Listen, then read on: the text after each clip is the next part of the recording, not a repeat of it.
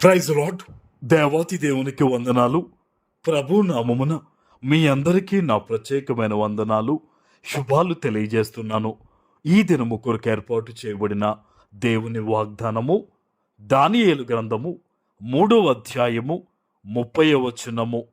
అంతటి నుండి రాజు షద్రకు, మెషాకు, అబేద్నెగోను వారిని బబులోను సంస్థానములో హెచ్చించెను.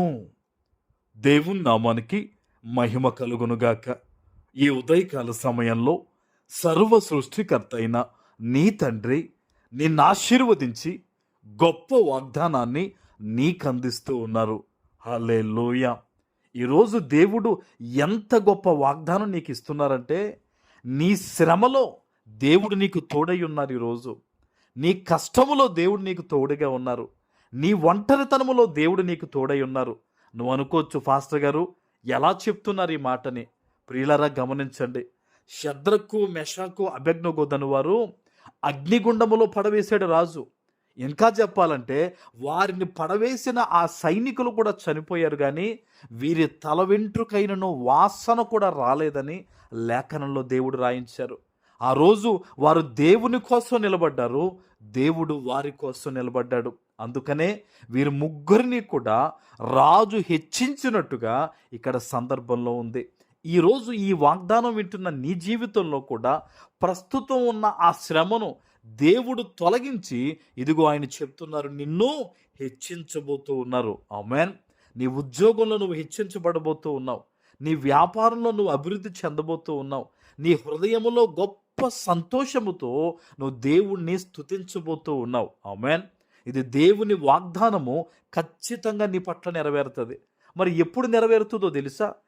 ఏ విధంగా అయితే ఆ ముగ్గురు ఆ రోజు దేవుని కొరకు ఆ కష్టములో కూడా నిలబడిపోయారో, ఈరోజు నీ శ్రమలో నువ్వు దేవుని కోసం నిలబడాలి. శ్రమ వచ్చింది కదా అని కృంగిపోయి ప్రార్థన మానేయకూడదు. కష్టం వచ్చింది కదా అని కృంగిపోయి మందిరానికి దూరం అవ్వకూడదు. నువ్వు ఎక్కడి నుంచి ఈరోజు ఈ వాగ్దానం వింటున్నావో, నీ ఉన్న పరిస్థితుల్లో నువ్వు దేవుని కొరకు నిలబడంతే. ప్రభువా, నువ్వే చూసుకుంటావు నాయన, నీవే నాకు తోడు ప్రభువా, నువ్వే నాకు దీవెన, నీవే నా ఆశీర్వాదమని నువ్వు దేవుని మీద ఆనుకో చాలు. నీ జీవితంలో ఎలాంటి గడ్డు పరిస్థితులైనా సరే ఈరోజు దేవుని వాగ్దానం ద్వారా ఆయన నిన్ను బలపరుస్తున్నారు. ఆ సమస్యలన్నీ కూడా దేవుడు దూరపరిచి నిన్ను దేవుడు హెచ్చించబోతూ ఉన్నారు. ఎవరు నిన్ను దూషించారో వారి ఎదుటే, ఎవరు నిన్ను అవమానించారో వారి ఎదుటే, ఎవరు నిన్ను తృణీకరించారో వారి ఎదుటే దేవుడు నీ తల లేవనెత్తబోతూ ఉన్నాడు. ఆమేన్. నువ్వేమీ ఆలోచించొద్దు, ఇది ఎలా జరుగుద్ది, అది ఎలా జరుగుద్ది, ఇది అసలు అసాధ్యం కదా అనే మాటలు నీ నోటి వెంబడి రానివ్వద్దు. ప్రభువా, నా పరిస్థితుల్లో ఈ వాగ్దానం ద్వారా నువ్వు నాతో మాట్లాడావు, నేను నమ్ముతున్నా నీ వాగ్దానం. అపనమ్మిక కలగకుండానట్లు నన్ను ఇంకను బలపరిచి నా జీవితంలో ఈరోజు ఈ వాగ్దానం నెరవేర్చు ప్రభు అని నువ్వు మోకరించి ప్రార్థన చేయగలిగితే, సేవకునిగా చెప్తున్నాను, దేవుడు అద్భుతమైన రీతిలో ఆయన కృపా కనికరములు నీ మీద కుమ్మరించి ఆయన నిన్ను విస్తరింప చేయబోతూ ఉన్నారు. ఆమేన్. దేవుని కొరకు నిలబడు, పరిశుద్ధంగా ఉండు, పాపమునకు యోసేపు వలె నువ్వు దూరంగా పారిపో.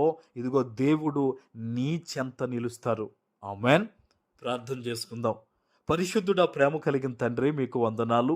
ఈ ఉదయకాల సమయంలో మీరిచ్చిన ఈ గొప్ప వాగ్దానము ప్రతి బిడ్డ జీవితంలో నెరవేర్చి స్థిరపరచమని యేసు నామమున ప్రార్థిస్తున్నాను తండ్రి. ఆమేన్.